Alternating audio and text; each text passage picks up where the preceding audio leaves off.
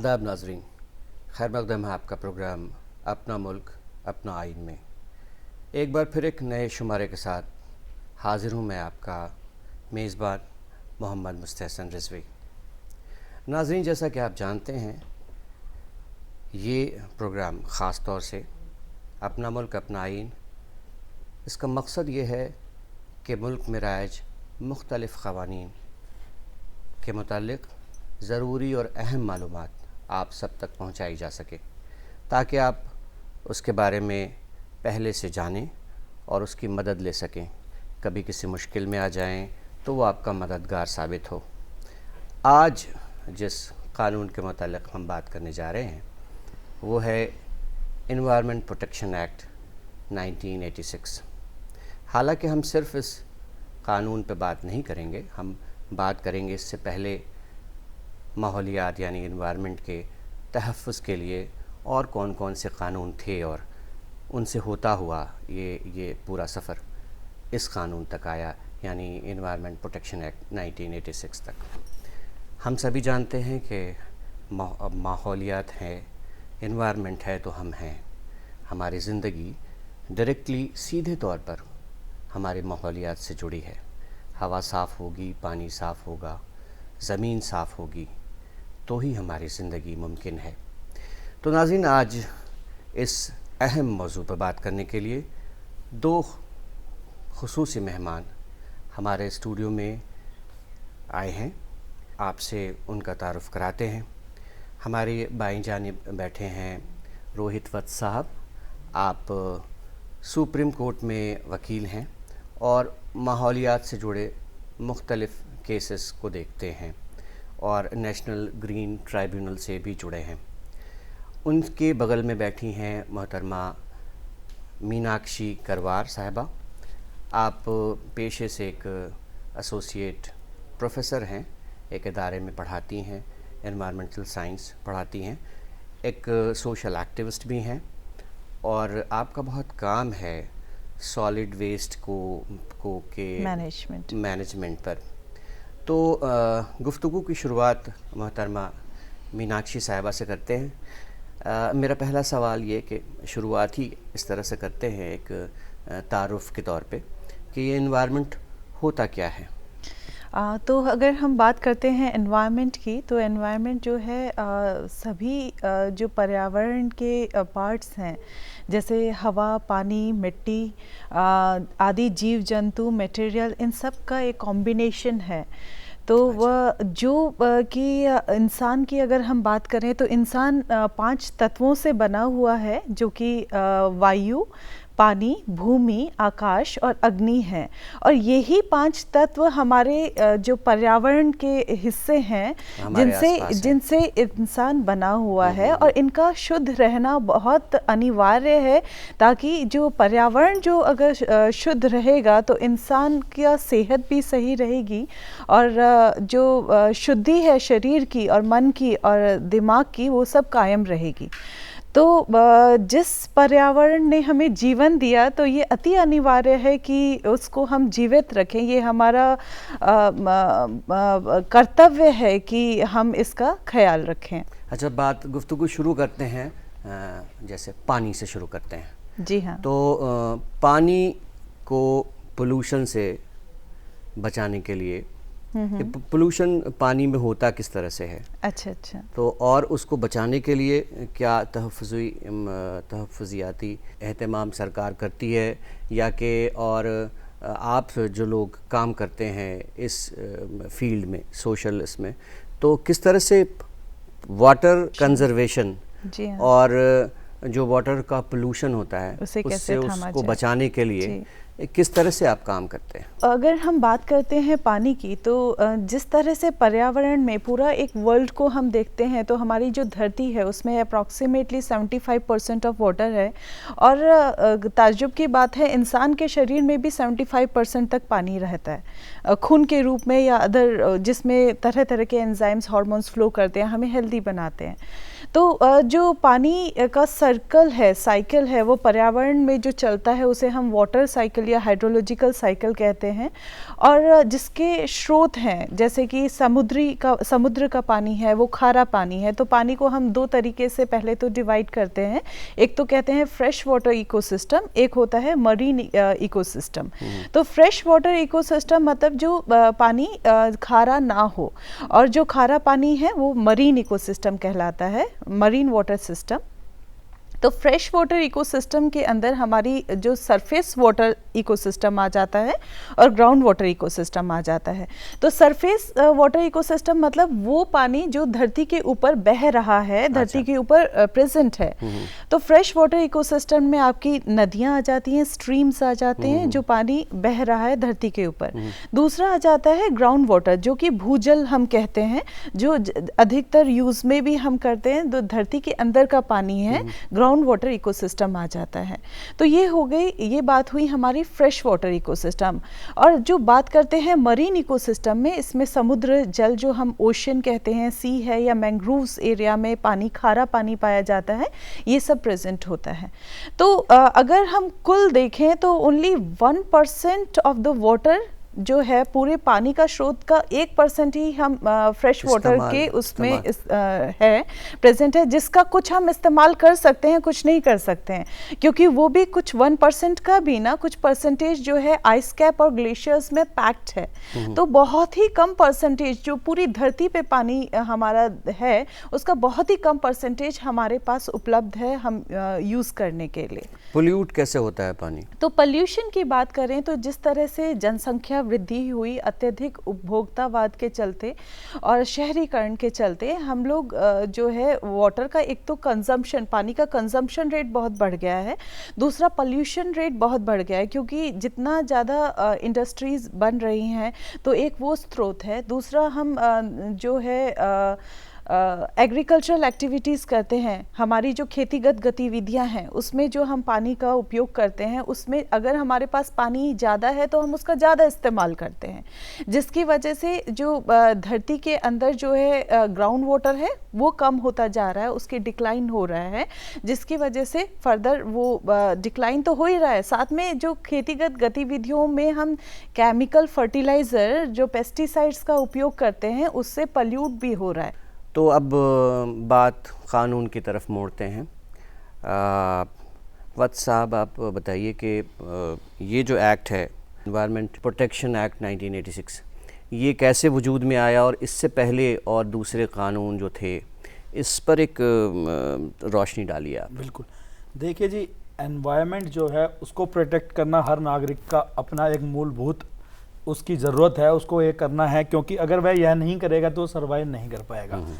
कानून की दिशा से देखते हुए हमारे कॉन्स्टिट्यूशन में भी, हमारे आज़ादी से पहले भी इसके ऊपर कानून बनाए गए हैं। जैसे सबसे पहले एक्ट आई थी द फॉरेस्ट प्रोटेक्शन एक्ट, जो 1927 में आई थी। आज़ादी से पहले आई थी, क्योंकि उस वक्त क्या हुआ, पॉपुलेशन बढ़ने लगी, लोग शिफ्ट होने लगे, डिफॉरेस्टेशन होने लगी, तो एक कंजर्व्ड एरिया बनाने के लिए, रिजर्व बनाने के लिए कि this area will be designated as forest, वहाँ पे कोई और एक्टिविटीज़ ना हो जिसकी वजह से वो ना, तो फॉरेस्ट प्रोटेक्शन एक्ट बनाया गया। इसके बाद जब हमारे कानून बनाने वालों ने, लेजिस्लेशन ने ये देखा कि हम इस एक्ट के थ्रू सिर्फ फॉरेस्ट को प्रोटेक्ट कर पा रहे हैं लेकिन वाइल्ड लाइफ को नहीं प्रोटेक्ट कर पा रहे हैं, उनकी हंटिंग हो रही है, पोचिंग हो रही है, जिसकी वजह से एक इम्बैलेंस हो रहा है इकोसिस्टम में, तो उन्होंने वाइल्ड लाइफ प्रोटेक्शन एक्ट का गठन किया।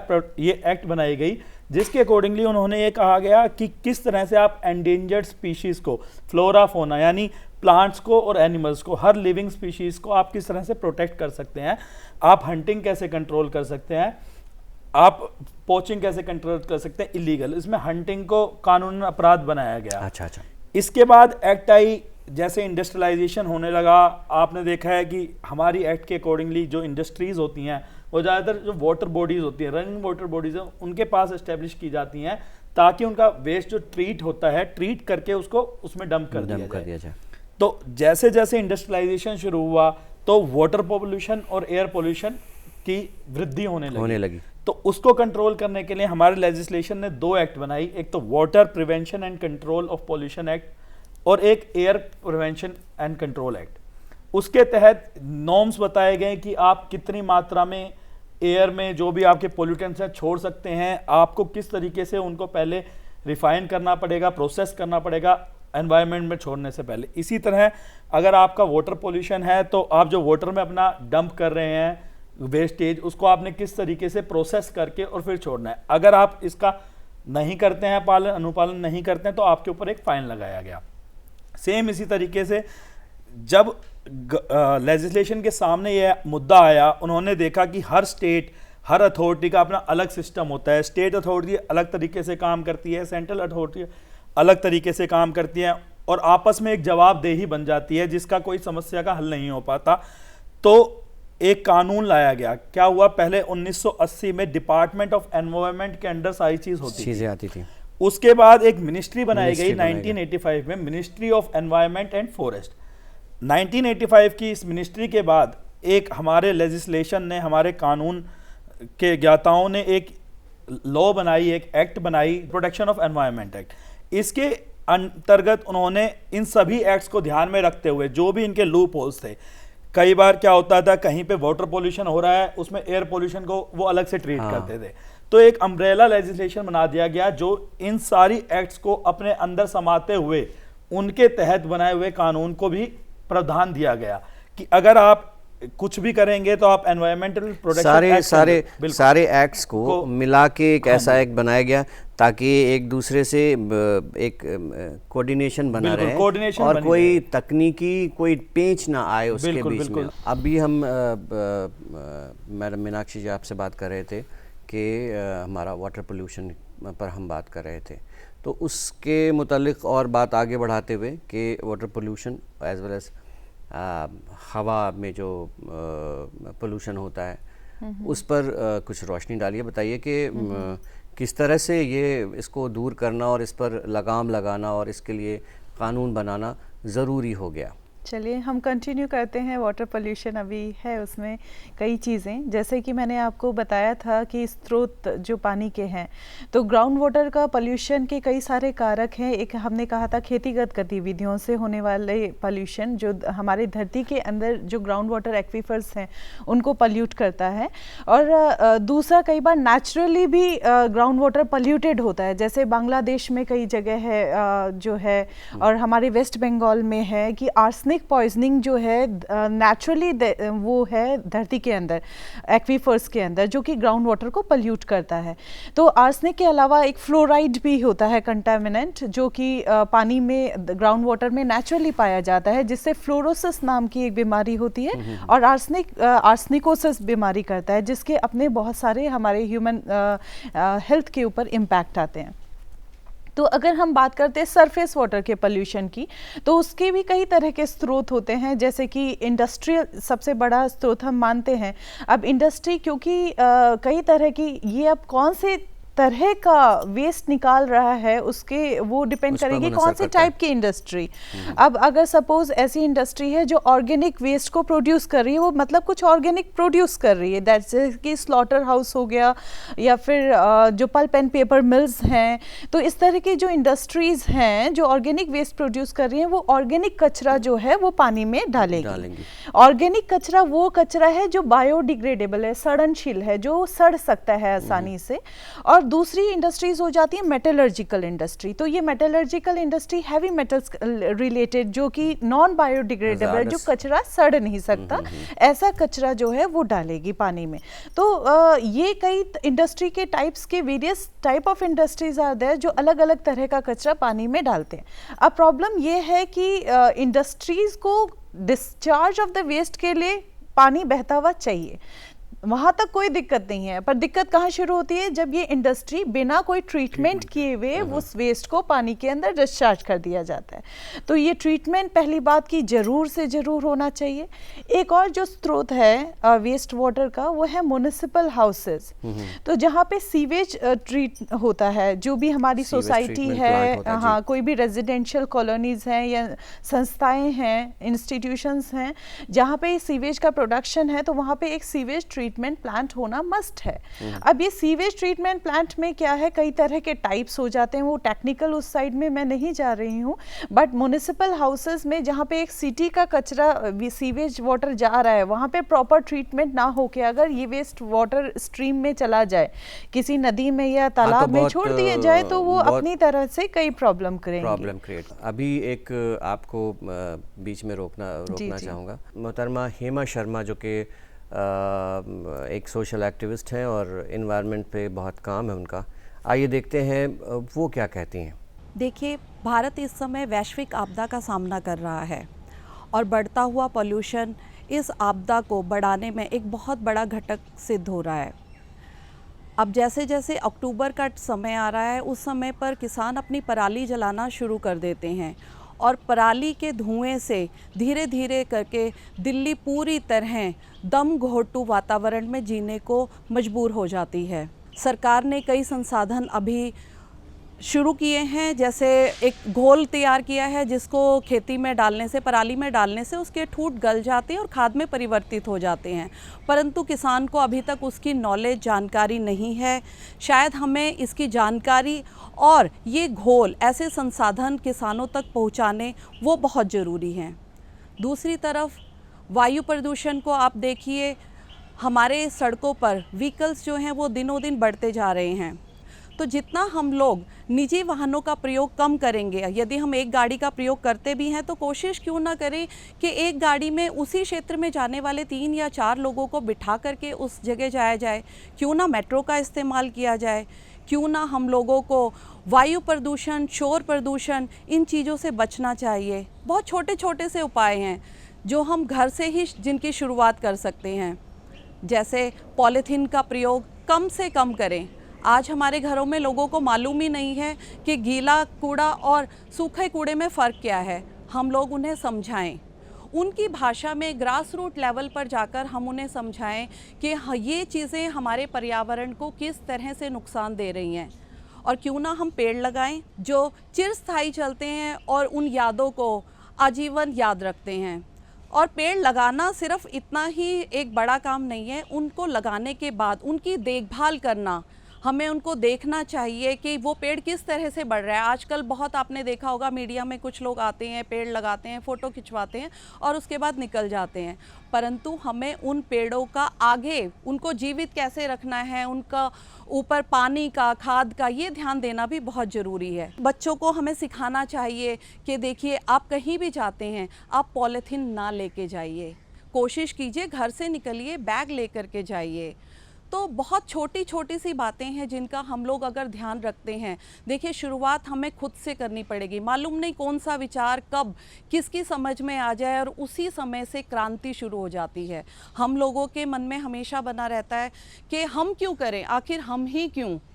पर अगर ये हम ही क्यों महात्मा गांधी जी ने सोचा होता, हमारे सुभाष चंद्र बोस जी ने सोचा होता, चंद्रशेखर आज़ाद जी ने सोचा होता, तो क्या हम आज इस स्वतंत्र भारत में सांस ले रहे होते। तो शायद समय है, जागो।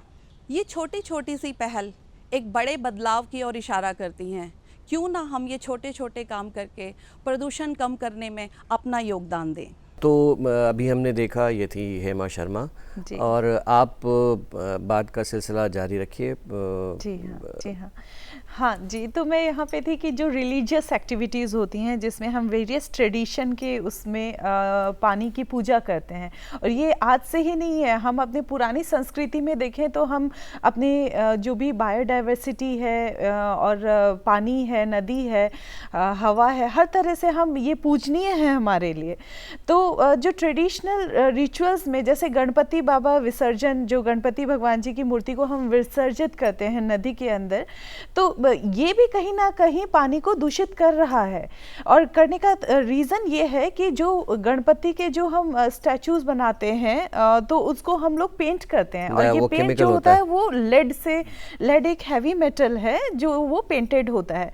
तो देखा जाए तो जो भी हम पूजा करें, जी जी हाँ, जो भी हम पूजन करें वो सबकी भलाई के लिए होना चाहिए, बट यहाँ पे हम वो पानी को जो है, पानी के स्रोत को पॉल्यूट कर रहे हैं। इसके लिए लिए कोई प्रोविज़न है क्या हमारे कानून में? बिल्कुल बिल्कुल, इसके लिए जैसे हमारी, मैंने आपको बताया था अभी, वाटर एक्ट बनाई गई थी जो prevention and control of water pollution को देखती है। उसके तहत क्या है, अगर कोई व्यक्ति ऐसा करते हुए पाया जाता है, जैसा आपने देखा है, हम दिल्ली में रहते हैं, आपने देखा है, मैडम ने अभी बात करी, मीनाक्षी जी ने, कि धार्मिक आस्था के तहत लोग पानी में, आपने देखा है, किसी चीज़ का वो बहाते हैं, उन्हें लास्ट राइट्स करके उनको बहाते हैं, प्लस अपने फूल वगैरह डालते हैं, जो भी होता है उससे भी एक पोल्यूशन होता है। तो इसमें अभी लेटेस्ट जजमेंट आई है, एनजीटी ने भी काफ़ी अपना रोल दिखाया है और उन्होंने यहाँ तक कहा है कि अगर कोई भी व्यक्ति पानी को प्रदूषित करता हुआ पाया जाता है तो उसके ऊपर फाइन का प्रावधान है। अभी वाटर एक्ट के अंदर कोई सजा का प्रावधान नहीं है, वो सजा का प्रावधान हमारी एनवायरमेंट प्रोटेक्शन एक्ट के अंदर है। तो हमारी एनवायरमेंट प्रोटेक्शन एक्ट जो है वो एक वाइड सिनेरियो हो गया है। वाटर प्रिवेंशन एक्ट में सिर्फ ये था कि आप किस तरीके से, उसमें गाइडलाइंस दी गई थी इंडस्ट्रीज को, किस तरीके से आपने वेस्ट मैनेज करना है, उनको सर्टिफाई किया जाएगा कि आपका वेस्ट उसके अनुरूप जो उन्होंने अपने नॉर्म्स करे हुए हैं, या आपको उसके अकॉर्डिंगली फाइन किया जाए कि आप वो वेस्ट मैनेज नहीं कर पा रहे हैं। तो वाटर एक्ट इसके लिए था, लेकिन एनवायरमेंट प्रोटेक्शन एक्ट में क्या किया है, सेक्शन 15 में ये प्रावधान दिया गया है कि जो भी आप अगर कोई पोल्यूशन क्रिएट करते हैं, कोई पोल्यूशन करते हैं, तो आप उसे क्रिमिनल ऑफेंस की तरह ट्रीट किया जाएगा और आपको 5 साल तक की सजा हो सकती है और 1 लाख रुपए का फाइन हो सकता है। इस प्रावधान में ही, इसी सेक्शन में आगे सब सेक्शन में यह बताया गया है कि अगर कोई व्यक्ति ऐसा कॉन्ट्रवेंशन होने के बावजूद वो नहीं करता तो उसको पर डे 5,000 रुपीज का फाइन किया जाएगा, जब तक वो ऐसा पोल्यूशन नहीं रोकता या अपनी गतिविधियों को नहीं रोकता है।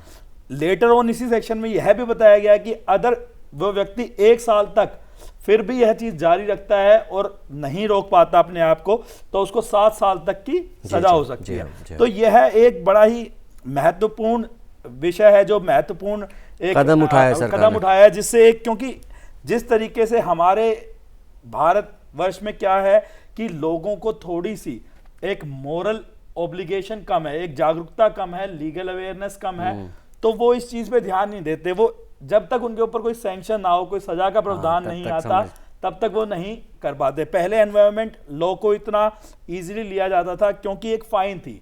अब जो भी व्यक्ति इंडस्ट्री लगा रहा है वह एक तरह से भली भांति है, परिपूर्ण है, हर चीज उसके पास है, तो वो फाइन दे के छूट सकता था। लेकिन जब से एक क्रिमिनल ऑफेंस का प्रावधान आ गया और सजा का प्रावधान आ गया, तो हर व्यक्ति के अंदर एक डर होता है कि वह कानून का पालन करे और वाटर पोल्यूशन या एयर पोल्यूशन ना करे। अच्छा, तो वाटर पोल्यूशन की बात हो गई थी मीनाक्षी मैम, अब हम कुछ एयर पोल्यूशन की बात करते हैं। कैसे होता है और कितना ख़तरनाक होता है, कितनी किस्में हैं इसकी, और क्या क्या केसेस आपको देखने को मिले? जैसे पराली की ही बात करें अगर, तो कि किसी दूर के इलाके में जला देते हैं लोग और बच जाते हैं, ऐसा भी होता है। या कि इससे जो इंडस्ट्रीज से, जो कारखानों से जो धुआं निकलता है, या कि जो ट्रैफिक का पोल्यूशन होता है, कुछ एयर पोल्यूशन पर रोशनी डाल जी। की बात करते हैं तो जो एयर पोल्यूशन है तो वो एयर पल्यूटेंट्स की वजह से होता है। तो ये एयर पल्यूटेंट्स वो सब्सटेंसेस, गैसेस या केमिकल कुछ भी हो सकते हैं जो हमारी क्वालिटी ऑफ एयर को ख़राब करें। और क्वालिटी ऑफ एयर जो है उसको ख़राब करने वाले ये जो हैं, ये 2 तरह के फर्दर इसको हम डिवाइड करते हैं। एक होते हैं पल्यूटेंट्स, एक होते हैं कंटेमिनेंट्स। अच्छा। पल्यूटेंट जो कि हमारे एनवायरनमेंट में नेचुरली प्रेजेंट होते हैं, जैसे कि हम कार्बन डाइऑक्साइड की बात करें तो CO2 जो है वो पल्यूटेंट है, क्योंकि ये बहुत पहले से कार्बन डाइऑक्साइड एग्जिस्ट कर रहा है, जब से लाइफ थी। तो और दूसरा जो कंटेमिनेंट है वो ऐसे केमिकल्स होते हैं जो कि नेचर के अंदर नेचुरली जो है प्रेजेंट नहीं है और इंट्रोड्यूस्ड किए गए हैं विद द ह्यूमन एक्टिविटी। अच्छा, जैसे कि CFC हो गया, क्लोरोफ्लोरोकार्बन वगैरह हो गया। तो फर्दर प्राइमरी पल्यूटेंट्स और सेकेंडरी पल्यूटेंट्स भी हम कहते हैं। तो प्राइमरी पल्यूटेंट्स मेनली जो मेन नेचुरली प्रेजेंट हैं, और सेकेंडरी पल्यूटेंट वो पल्यूटेंट जो कि कंबाइंड होके बने हैं। जैसे कि हम बात करते हैं ओजोन गैस है, ओजोन जो है वो ऑक्सीजन से कंबाइन हुआ, तो वो combination natural constituent of the environment से भी हो सकता है या आपस में मर्ज करके। जैसे हम एसिड रेन की बात करते हैं, एसिड रेन की बात करते हैं तो उसमें वाटर जो है सल्फ्यूरिक गैसेस जो होते हैं उससे कंबाइन हो जाता है, जैसे जो कि इंडस्ट्रीज में निकलने वाली गैसेस हैं, कार्बन डाइऑक्साइड हो गया, सल्फर डाइऑक्साइड है, ऑक्साइड ऑफ नाइट्रोजन है, इससे जब आसमान में ही मॉइस्चर जो है या वाटर वेपर कहें वो कंबाइन होता है तो वो नाइट्रिक एसिड, सल्फ्यूरिक एसिड और कार्बोनिक एसिड बन के सीधे बनाता बरस जाता है। है। तो वो एज अ फॉल जब प्रेसिपिटेट rain आउट वगैरह होता है, भी नीचे गिरता है तो रेनफॉल के रूप में, तो एसिडिक रेन हम उसे कहते हैं। तो ये एसिड रेन जो है वो हमारी स्किन की प्रॉब्लम कॉज करना, फाइटोप्लैंक्टन्स को, कोरल रीफ्स को डैमेज करना, मटेरियल को ख़राब करना, ये सारी प्रॉब्लम्स क्रिएट करता है। तो बाकी अगर हम एयर पोल्यूशन के सोर्सेज की बात करते हैं तो वहाँ पे भी इंडस्ट्री एक बहुत इंपॉर्टेंट सोर्स है। सेकेंडली ट्रांसपोर्टेशन एक्टिविटी से जो है that is again a source. और एग्रीकल्चरल एक्टिविटी में देखें तो जो हम खेतीगत गतिविधियों से बचा हुआ जो भी अपशिष्ट होता है उसे जब जला दिया जाता है तो उससे जो पोल्यूशन हो रहा है वो भी एक सोर्स माना जाता है। तो इन सब की वजह से कई तरह की गैसें जैसे कि carbon dioxide, oxide of sulphur, oxides of nitrogen निकलती हैं जो कि कई तरह की दिक्कतें करती है। अब फोटोकेमिकल स्मोक की अगर हम बात करें तो वो भी that is a secondary pollutant जो वेरियस पोल्यूटेंट का मिक्सचर है और एक फोटोकेमिकल स्मोक बन जाता है जो पूरा आपने देखा भी होगा। जो अगर एनसीआर के आसपास लोग रह रहे हैं तो सर्दियों के समय पे एक फॉग हमें घेर लेता है। फॉग जो है नॉर्मल धुंध होती है पर वो धुंध जब पोल्यूटेंट से मिक्स हो जाती है तो वो स्मोक बना देती है जिसकी वजह से इंसानों के अंदर वेरियस तरह टाइप्स की ब्रोंकाइटिस रिलेटेड अस्थमा और जो रेस्पिरेटरी सिंड्रोम्स हैं वो हो जाता है। बहुत बहुत शुक्रिया मीनाक्षी मैम और रोहित वत्स साहब। तो नाजरीन, माहौलियात पे बात करने को और इस एक्ट पे बात करने को तो बहुत कुछ है और गुफ्तगू बहुत सारी हो सकती है और अभी ये मौजू पूरी तरह से इस पर बातचीत हो नहीं पाई है, अभी और भी बात बाकी है। तो अगले एपिसोड में फिर इसी मौजू के साथ हम हाज़िर होंगे और जानेंगे कि एनवायरनमेंट प्रोटेक्शन एक्ट 1986 क्या कहता है और इसमें सज़ा की और कौन कौन से चीज़ें हैं। और इसके साथ साथ हम मीनाक्षी मैम से पोल्यूशन पे, एयर पोल्यूशन पे बात करनी है, फिर सॉइल पोल्यूशन पे भी बातें करनी है और साथ ही साथ रोहित वत्स साहब बताते चलेंगे कि ये जो एनवायरनमेंट प्रोटेक्शन एक्ट है ये इसमें क्या क्या कहता है और किस तरह से चीज़ों को क़ानून में बांधा गया है और हमारे लिए हमारे काम का बनाया गया है। तो इसके साथ ही अपना मुल्क अपना आइन की पूरी टीम को दीजिए इजाज़त। खुदा हाफ़िज़।